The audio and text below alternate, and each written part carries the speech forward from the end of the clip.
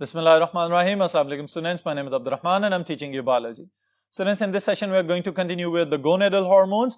और gonads क्या होते हैं? These are specialized reproductive structures present inside the human male as well as the female bodies, ovaries और testes के नाम से आप इनको जानते हैं.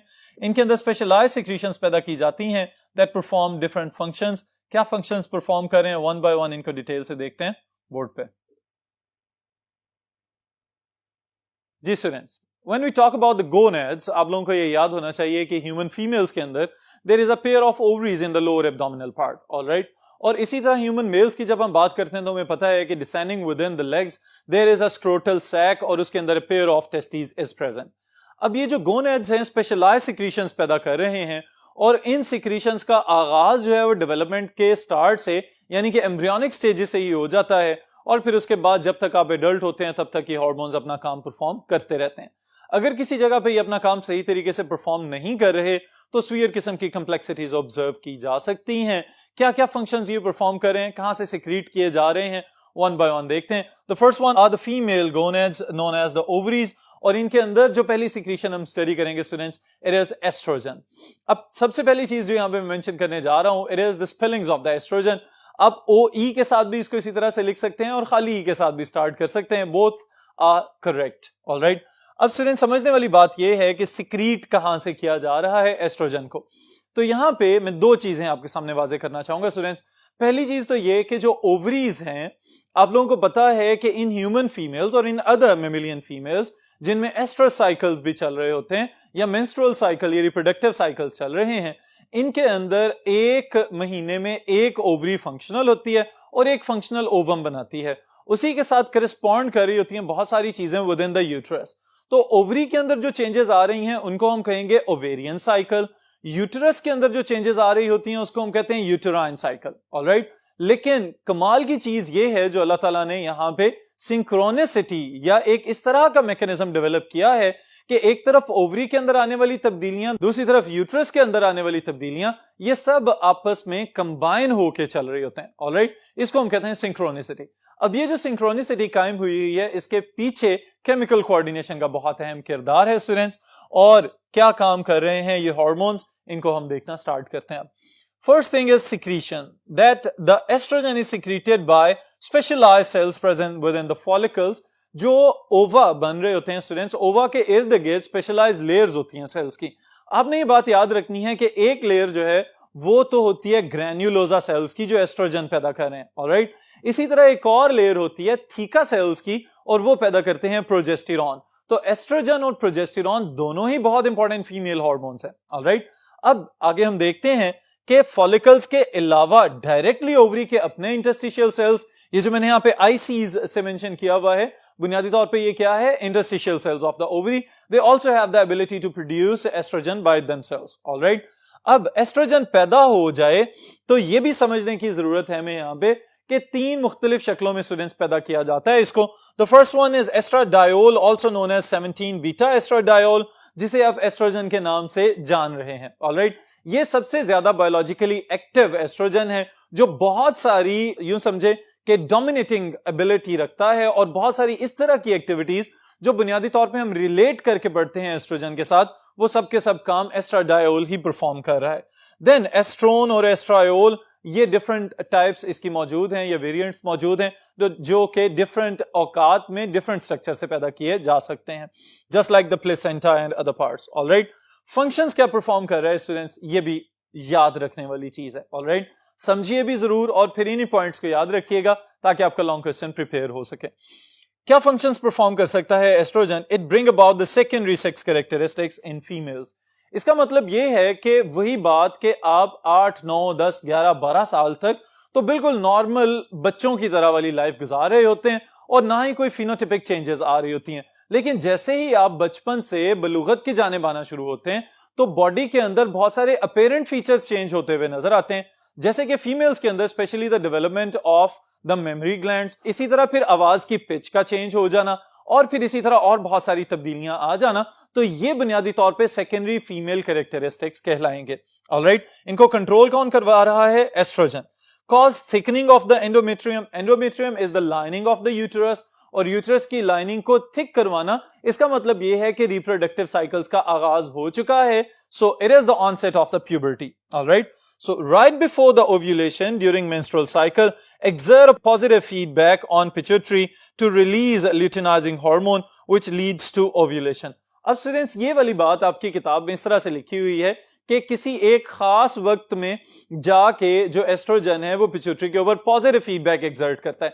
तो ये बात समझ लीजिए कि बुनियादी तौर पे जब रिप्रोडक्टिव साइकिल कंटिन्यूटी में चल रहा होता है फीमेल बॉडीज के अंदर, तो एक वक्त ऐसा आता है कि जब एस्ट्रोजन का अपना लेवल बहुत ज्यादा राइज कर चुका होता है, तो एस्ट्रोजन की कॉन्सेंट्रेशन में इजाफा होने की वजह से पिट्यूटरी के ऊपर एक पॉजिटिव फीडबैक इन्फ्लुएंस जाता है और उसकी वजह से एलएच और एफएसएच दोनों हार्मोन्स को बहुत ज्यादा स्पीड के साथ पैदा किया जाता है. इसे हम कहते हैं it is the time of the surge of FSH and LH.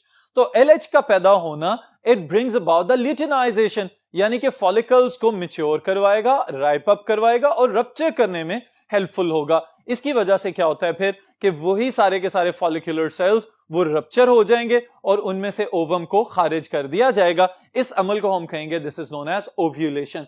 तो एस्ट्रोजन फॉलिकल्स की राइपनिंग के लिए एलएच को भी बुलवा रहा है by exerting a positive feedback on the pituitary और उसके साथ ही साथ ओव्यूलेशन भी करवा रहा है. तो दो फंक्शंस परफॉर्म कर दिए. So also aid in healing and repair of the uterus after menstruation. अब यहां पे स्टूडेंट्स में चाहूंगा कि आप इसको दो हिस्सों में तकसीम कर लें. पहला हिस्सा ये कि if fertilization does not occur, alright, अगर किसी रिप्रोडक्टिव साइकिल में फर्टिलाइजेशन नहीं होती तो मेंस्ट्रुएशन हो जाएगी और फिर उसके बाद ब्लीडिंग और वो सारे का सारा डेब्री वगैरह बॉडी से खारिज कर दिया जाएगा.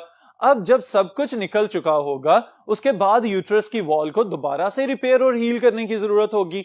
तो उस सूरत में एस्ट्रोजन यहां पे हेल्प करेगा प्रोजेस्टेरॉन की. ऑलराइट, ये कौन सा केस है? When there is no fertilization. लेकिन दूसरा केस अगर हम डिस्कस करें कि if successful fertilization takes place और तो और फर्टिलाइजेशन के बाद प्रेगनेंसी भी हो जाती है, तो प्रेगनेंसी के बाद ये बात याद रखिएगा कि वेरी अर्ली एम्ब्रियोनिक स्टेजेस के अंदर यूटेराइन वॉल कुछ खास किस्म की प्रोटीनेशियस सिक्रीशन सिक्रीट करती है और वो सिक्रीशंस एम्ब्रियो खा के और उसके बाद फिर Aahista Aahista further development show करता हुआ नजर आता है. तो ये बात काबिल गौर है स्टूडेंट्स यहाँ पे कि आपकी अर्ली खुराक है क्या थी. It was the proteinaceous secretion of the uterus. तो बाज़-औक़ात जो इंसान तकब्बुर से भरपूर नजर आते हैं उनको ये बात भी सोच लेनी चाहिए कि आपका वजूद किस तरह से जमीन के ऊपर पैदा होता हुआ नजर आता है और आपकी आगाज वाली खुराक क्या थी. तो शायद आप में आहिस्ता आहिस्ता ये तकब्बुर नाम की चीज खत्म होती चली जाए. Well, according to the functions of the estrogen आप ये दोनों चीजें याद रखेंगे कि अगर फर्टिलाइजेशन नहीं हो रही तो यूटेराइन वॉल को हील करवा रहा है और अगर फर्टिलाइजेशन हो जाती है, प्रेगनेंसी हो जाती है, तो early feeding from the uterine wall के लिए एस्ट्रोजन ही प्रोटीनेशियस सिक्रीशंस सिक्रीट करवाएगा. जी स्टूडेंट्स, फिर इसके साथ ही साथ कुछ और इंपॉर्टेंट फंक्शन जो आपने याद रखने हैं. एक बहुत इंपॉर्टेंट चीज मैंने यहां पे मेंशन की है, चैप्टर नंबर 16 में अब ये चीज पढ़ के आ चुके हुए हैं. It is about the ERT, estrogen replacement therapy. अब ये क्या चीज होती है स्टूडेंट? समझने वाली बात ये है कि अगर एस्ट्रोजन सही काम कर रहा है, specially in case of the females की अगर हम बात करें, तो it sustains the bone density. इसका मतलब है कि ये हड्डियों की मजबूती में अपना जबरदस्त किरदार अदा कर रहा है.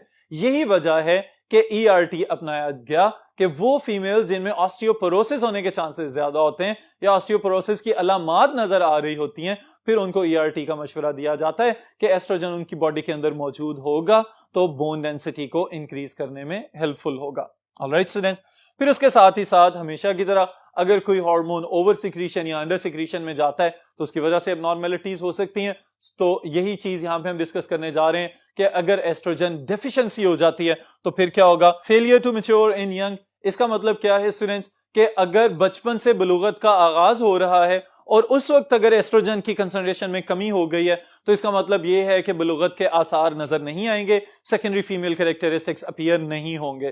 फिर उसके साथ ही साथ स्टेरिलिटी इन एडल्ट्स. अगर मैच्योरिटी आ चुकी हुई है और उसके बाद अगर एस्ट्रोजन एब्सेंट हो जाता है या कंप्लीटली डेफिशिएंट हो जाती है ओवरीज या रिप्रोडक्टिव सिस्टम, इसके अंदर एस्ट्रोजन की कमी हो जाती है, तो उस सूरत में क्या होगा कि स्टेरिलिटी यानी कि भांजपन की कैफियत पैदा हो सकती है. क्योंकि अभी स्टूडेंट्स प्रीवियस स्टेप्स में मैंने आपको बताया है कि estrogen is playing a very important role in ovulation. तो ओवा की पैदावार जो है वो एस्ट्रोजन के इन्फ्लुएंस के तहत चल रही है. तो इसका मतलब यह है कि अगर एस्ट्रोजन नहीं होगा या कम होगा तो ओव्यूलेशन भी कमजोर या कंप्लीटली एब्सेंट हो सकती है, उसकी वजह से मुकम्मल भांजपन भी पॉसिबल है in human females. Alright, the second secretion that we have to discuss is progesterone. Progesterone और एस्ट्रोजन बहुत इंपॉर्टेंट फीमेल हार्मोन्स हैं स्टूडेंट्स। प्रोजेस्टेरॉन क्या क्या फंक्शंस परफॉर्म कर रहा है, इसकी सिक्रीशन से आगाज करते हैं इसके। It is produced by theca cells of the follicles in response to luteinizing hormone from the pituitary. अब ये वाली चीज आप जरा सोचें तो भी आपको पता चलेगा कि एलएच को प्रोड्यूस करवाने के लिए पॉजिटिव फीडबैक जो एस्ट्रोजन ने दिया था इंटीरियर पिट्यूटरी को, उसी के तहत एफएसएच और एलएच पैदा हुए, और एलएच की जो सर्ज है यानी कि एलएच में जो इजाफा हो रहा है ओव्यूलेशन से बिल्कुल थोड़ी देर पहले और फिर उसके बाद जो कुछ देर के लिए एलएच में इजाफा रहता है, उसके तहत प्रोजेस्टेरॉन की सिक्रीशन को स्टिमुलेट किया जाएगा। अब प्रोजेस्टेरॉन जैसे ही पैदा होगा तो पैदा होते साथ ही पहला काम क्या करता है कि it is inhibitory to FSH, follicle stimulating hormone को आते साथ ही ये रोक देता है कि no more follicles are allowed और needed here. Alright, so progesterone inhibit FSH to inhibit, so we can say that inhibit or prevent further production of the follicles। ना मजीद फॉलिकल्स पैदा होंगे, ना मजीद ओवा जो है वो मैच्योरिटी या ओव्यूलेशन की जानिब आएंगे। causes further thickening of the uterine wall, estrogen ने जो थिकनिंग का आगाज करवाया था उसको मजीद कंटिन्यू करेगा और एंडोमेट्रियम की थिकनिंग में मजीद इजाफा करेगा। और इसके साथ ही साथ एक स्पेशलाइज चीज स्टूडेंट्स जो यहाँ पे नजर आती है वो ये है कि अगर वॉल थिक होती चली जा रही है तो सेल्स में इजाफा हो रहा है, और अगर सेल्स में इजाफा हो रहा है तो इसका मतलब है कि यहाँ पे खुराक की भी जरूरत है। तो इसी वजह से यूट्रस की वॉल को वेस्कुलराइज भी किया जाएगा, यानी कि उसके अंदर एंजियोजेनेसिस का अमल किया जाएगा, ब्लड वेसल्स की मिकदार में तादाद में इजाफा किया जाएगा, ज्यादा से ज्यादा ब्लड वेसल्स बनाए जाएंगे। ऑलराइट, क्योंकि अगर सक्सेसफुल फर्टिलाइजेशन हो जाती है तो फिर उसके बाद प्रेगनेंसी की तैयारियां मुकम्मल की जा रही हैं। स्पेशली यहां पे जो ज्यादा इंटेंसिटी या ज्यादा डेंसिटी के साथ हमें जो ब्लड वेसल्स नजर आते हैं they are spiral blood vessels, alright, और स्पाइरल आर्टरीज।